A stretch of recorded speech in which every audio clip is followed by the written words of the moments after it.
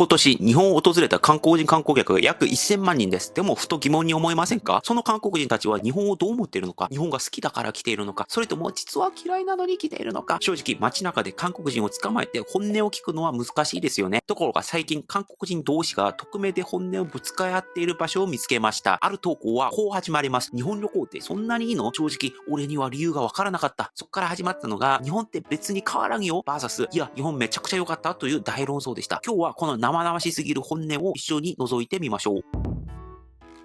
まずは日本って別に変わらんよ組を見ていきましょう。一人目、日本は韓国と次元が違うなんて言い出したら骨の髄まで新日売国土の血が流れてるんじゃないの？違う部分があるのは確かである。交通文化みたいなものは日本の方が明らかに優れている。でもそれを次元が違うというのは違うでしょう。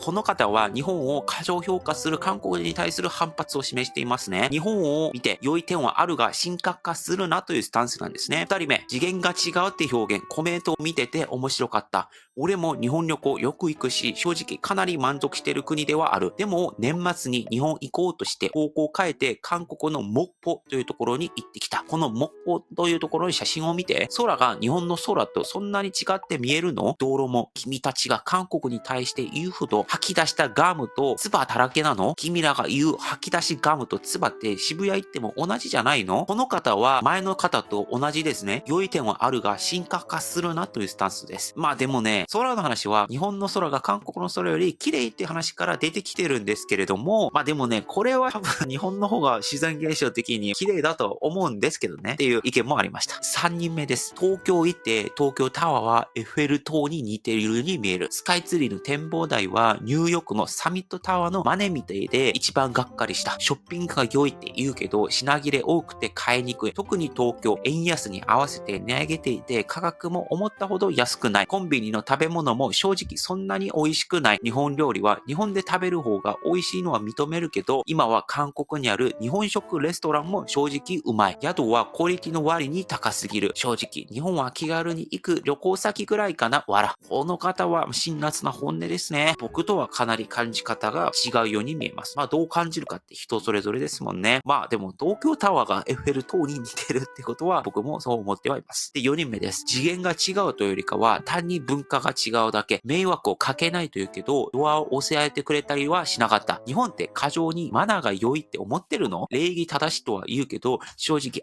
親切って感じの日本的な感じはあんまり好きじゃない。日本料理はもちろん日本で食べた方が美味しいし、韓国料理は韓国で食べた方が美味しい。日本人も韓国に来ると、日本で食べた韓国料理とは別物だって言うでしょ？まあね、この話は、根本的なところで見ると同意するところがあります。まず、文化の前提が違うっていうのは同感していますね。あと、自分に合うかどうかっていうのも、人それぞれっていうことは同感しています。日本にはおもてなしと、気配り文化っていうのがあって、それ日本社会のマナーですし、お互いに意識して配慮し合ってるんですね。僕の場合はこうやって配慮し合った方が楽で、日本で今住んでるんですけども、逆にこれを見て日本と合わないなっていう方もいて、そのような方たちには息苦しく感じるだろうなというふうに思いながら見ました。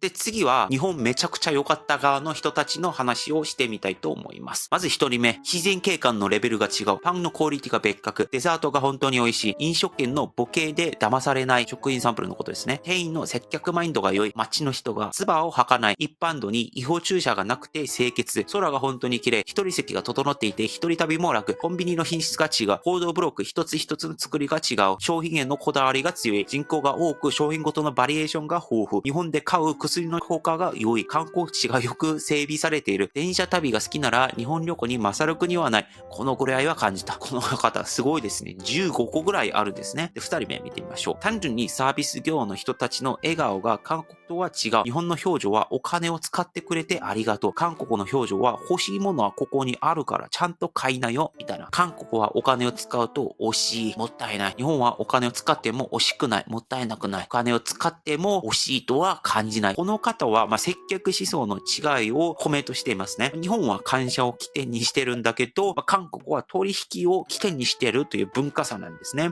これ面白くて、日本って相手の気持ち結構大事にしてるじゃないですか。だから、この商品の値段っていうのは商品プラスサービスっていう気持ちがあると思うんですけども、韓国はこの商品に対する取引っていうことが値段っていう考え方があって、接客の質もちょっと変わってきたりするんですね。次の方、香川うどんは次元が違う。これは本当に間違いないです。この香川うどん食べてみた人はもうね、間違いなく同感すると思います。次の方、東京じゃなく福岡みたいな地方都市でも道にガム一つ落ちていない。人はタバコの吸い殻を地面に捨てず、自分が持ってきた灰皿を入れるのを見て感動した。他人に絶対迷惑をかけないし、親切。東京、大阪、福岡、沖縄も含めて合計6回行った。もちろん、これからも行きたいと思っています。この方いいですね。面白いですね。東京限定じゃない日本へ驚いているんですね。かつ、東京、大阪、福岡、沖縄っていう、別の地域に行っていて、そこでも共通して見えるような日本の考え方、価値観、そのマナーっていうのを見てきたと思うんですね。韓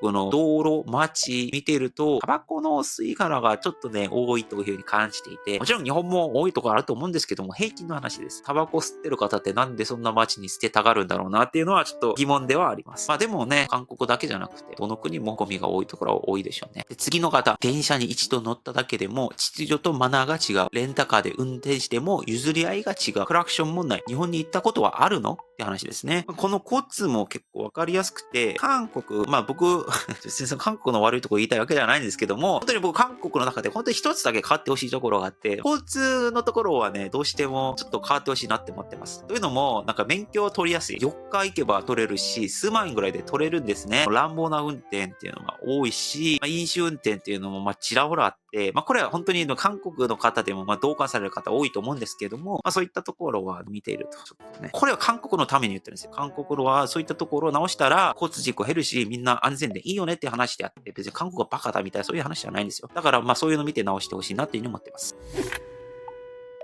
次の方、タクシーや送迎バスに乗ると必ず運転手さんが降りてきて荷物を積んでくれる。それと街を走ってるトラックがとにかく綺麗。これ本当にありますよね。タクシーって面白いですよね。これ日本文化として。まずドアが自動で開くタクシーって日本しかないんですよね。ドアを自動で開かせるっていう考え方、発想自体が面白いんだと思います。そしてタクシー乗ろうとしたら、スーツケースあったらトランクに運んでくれるじゃないですか。それも面白いですね。韓国はタクシー運転手の方が乗せてくれる方もいるんですけども、自分で乗せる場合もあります。体感で言うと、6割、7割は自分で乗せてるような感じがあるんですね。だからこういう接客っていうのはやっぱりその日本の特徴なのかなっていうふうに思います。で、最後の方、合わないならもう行かなきゃいい。私は国民性だけ見てもすごく好きだけどっていう話でした。一つの文章、合わないならもう行かなきゃいい。もう本当にこれにつきますよね。1回目はわかると。この国合ってるか合ってないかわかんないんですけれども、行ってみて自分が合わないなって感じたらもう行かなきゃいいだけの話ですよね。そこに自分と合わなかったっていうことを僕個人的には相手のせいにするっていうのがあんまり好きじゃないんですね。合わない。それを日本が悪いっていうのがあんまり好きじゃないと思ってます。